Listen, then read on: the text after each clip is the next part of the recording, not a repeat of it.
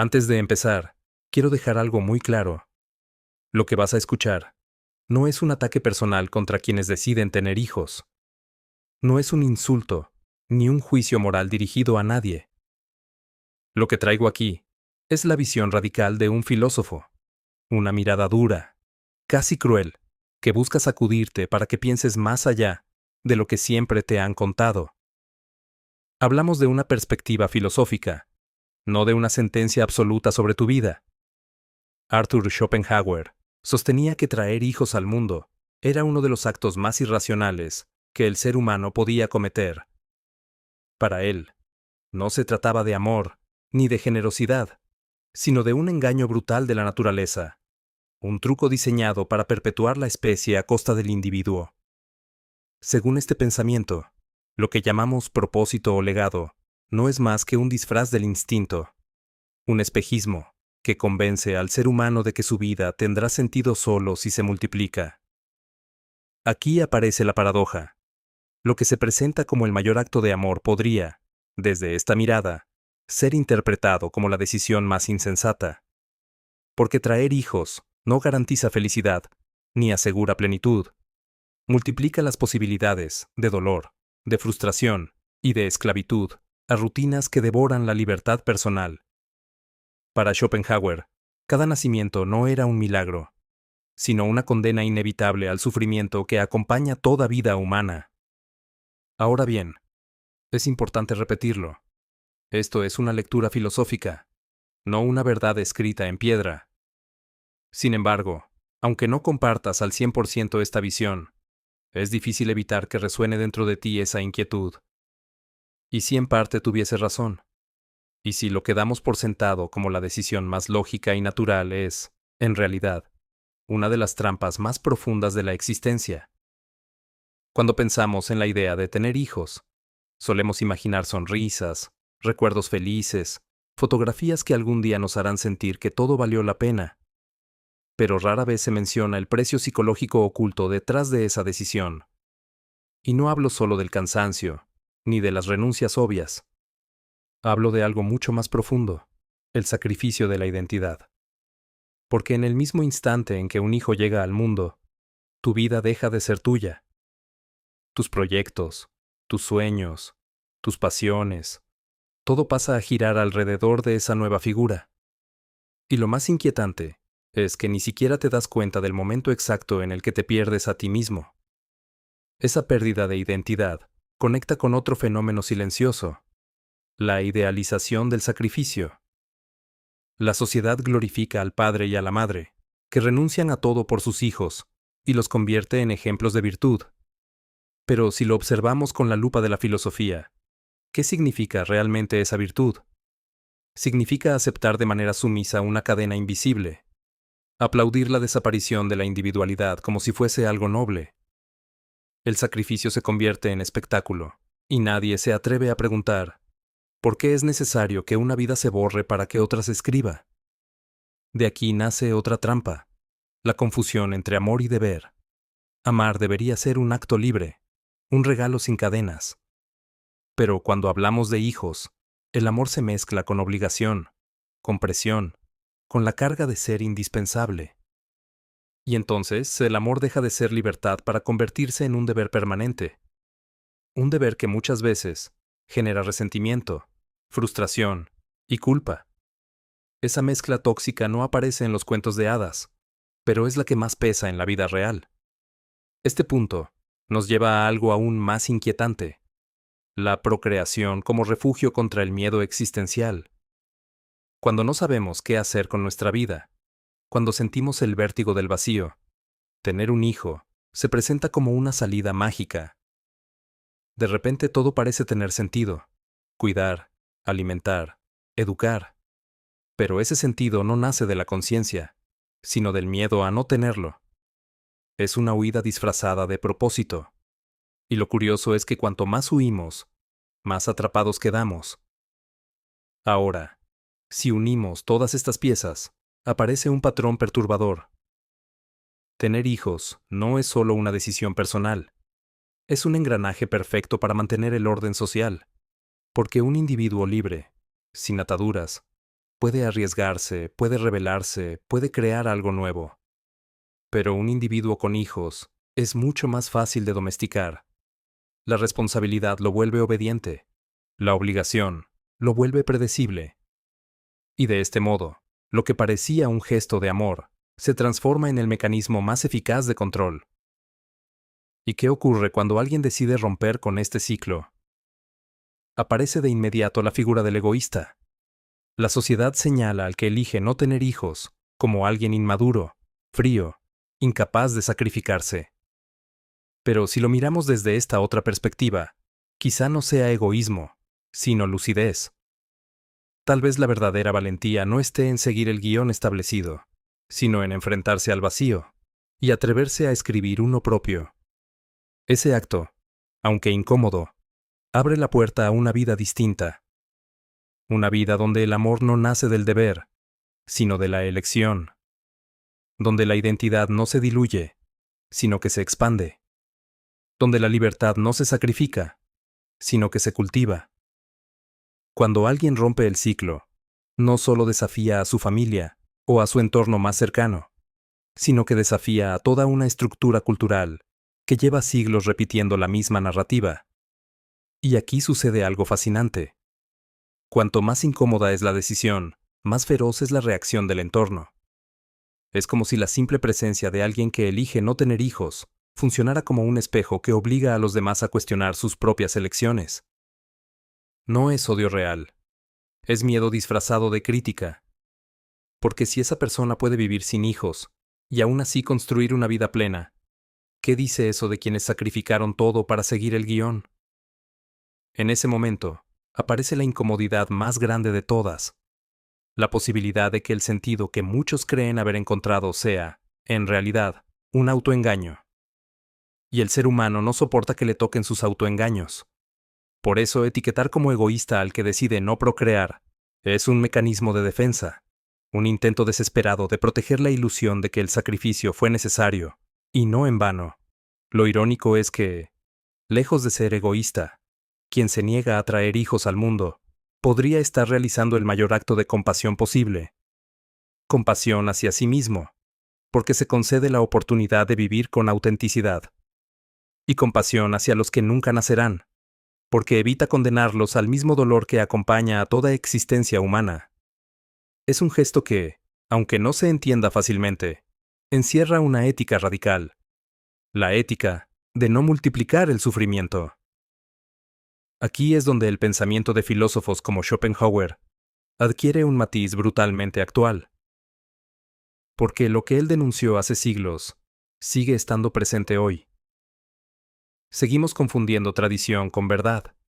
Seguimos disfrazando de virtud lo que es puro instinto. Seguimos llamando amor a lo que muchas veces es miedo. Y romper con todo eso no es sencillo. Requiere un coraje que muy pocos están dispuestos a sostener. El coraje de vivir sin guión, de aceptar que no habrá aplausos, de caminar por un sendero en el que serás juzgado, señalado, incluso rechazado. Pero piensa en esto. Cada avance real en la historia ha nacido de alguien que se atrevió a soportar ese rechazo. Cada cambio profundo comenzó con un individuo que prefirió cargar con el peso de la incomodidad antes que repetir lo que siempre se había hecho. Y tal vez, en el terreno de la vida personal, ese acto revolucionario sea precisamente este: decir no, cuando todos esperan un sí. ¿No es acaso más valiente enfrentarte a tus propios demonios que traer al mundo un hijo para usarlos de escudo? ¿No es más honesto reconocer tu vacío y buscar llenarlo con conciencia, antes que disfrazarlo de propósito a través de la procreación? Quizá el verdadero valor no esté en sacrificarse ciegamente, sino en construir una vida en la que cada elección nazca de la lucidez y no de la costumbre.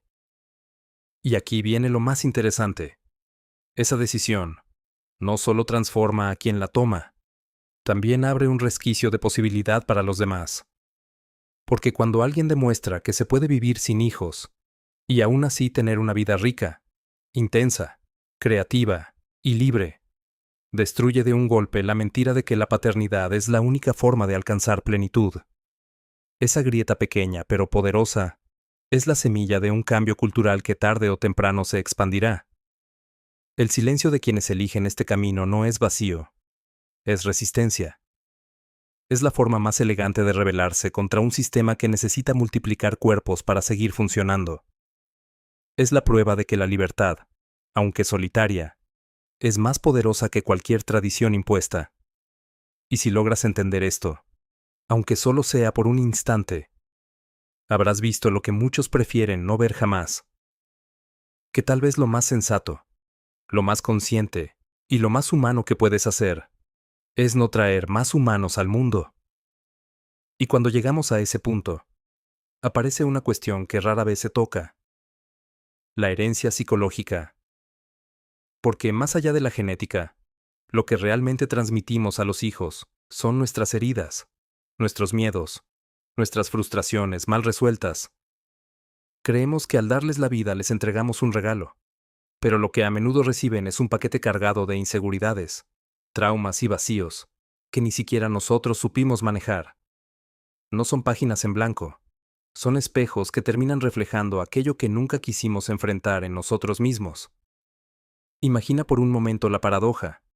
Alguien trae un hijo al mundo pensando que con él logrará sanar su dolor, pero lo único que consigue es duplicarlo.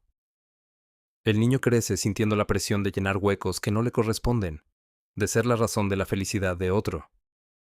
Esa carga, aunque invisible, pesa como una losa. Y aquí está lo escalofriante. Muchos adultos arrastran esa misma herencia de sus propios padres y, sin cuestionarlo, se la transfieren a la siguiente generación. Así se repite el círculo, disfrazado de amor, pero construido sobre una cadena de heridas que nunca sanaron. Si lo pensamos fríamente, ¿no es acaso absurdo? Cada generación, repitiendo el mismo error, con la esperanza ingenua de que esta vez todo será diferente. Pero la vida no funciona así. Nadie nace como un antídoto para las cicatrices de sus padres, y, sin embargo, millones de personas creen lo contrario. Es el autoengaño perfecto. Delegar en otro la misión de darle sentido a lo que tú no supiste resolver. Y esto conecta con algo aún más profundo: la incapacidad de estar solos. El silencio de la propia existencia aterra tanto que preferimos llenarlo con la voz de un hijo, aunque esa voz venga acompañada de responsabilidades que devoran la libertad. No soportamos mirarnos en el espejo sin distracciones, y entonces buscamos en la paternidad un ruido constante, un pretexto para no escuchar la incomodidad de nuestra propia conciencia. Pero aquí aparece una revelación. Si eres capaz de resistir esa incomodidad, si puedes sostener el peso del vacío sin intentar taparlo con la vida de otro, entonces descubres un poder que muy pocos alcanzan. La capacidad de crear tu propósito desde dentro, de elegir cómo escribir tu historia, sin que nadie más cargue con tus miedos. Esa fuerza, aunque difícil de cultivar, es la que separa a quienes viven de manera consciente de quienes simplemente se arrastran de generación en generación, repitiendo siempre el mismo patrón. Y es aquí donde todo se enlaza.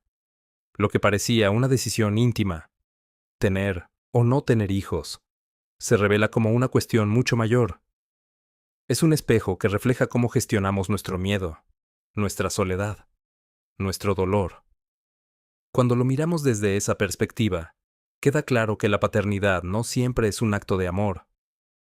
Muchas veces es un refugio contra nosotros mismos, un refugio que tarde o temprano termina desmoronándose. Y aquí llegamos al filo más afilado de esta reflexión, la pregunta que incomoda a todos.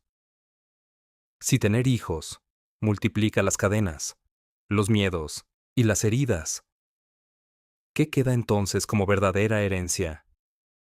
Queda lo único que jamás podrá ser arrebatado: la conciencia. Una vida sin hijos no es una vida vacía, es una vida con espacio. Espacio para conocerte, para explorar, para equivocarte sin arrastrar a nadie contigo, para reinventarte cuantas veces haga falta. Esa es la herencia más valiosa que puedes dejar, la prueba de que un ser humano puede vivir sin obedecer al guión escrito por instintos y tradiciones.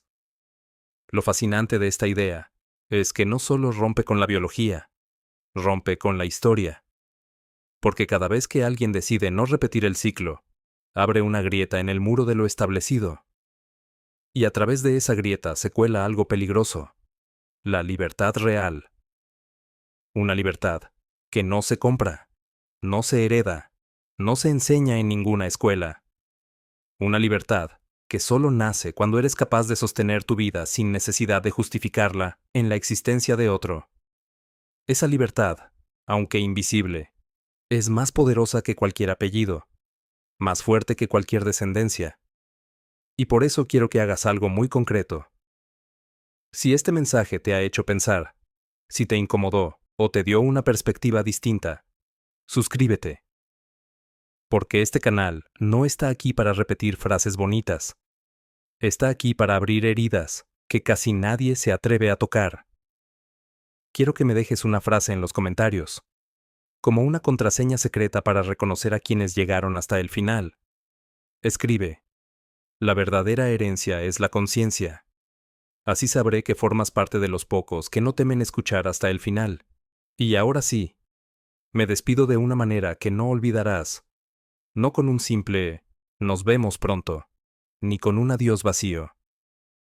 Te dejo con una imagen que seguirá persiguiéndote cuando apagues este video. Imagina que tu vida es una casa. Puedes llenarla de hijos, de muebles, de ruido y de obligaciones.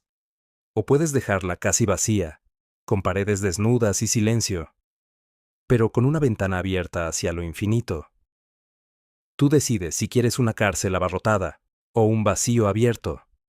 Y en ese vacío, aunque produzca vértigo, se encuentra el único lugar donde habita la verdadera libertad.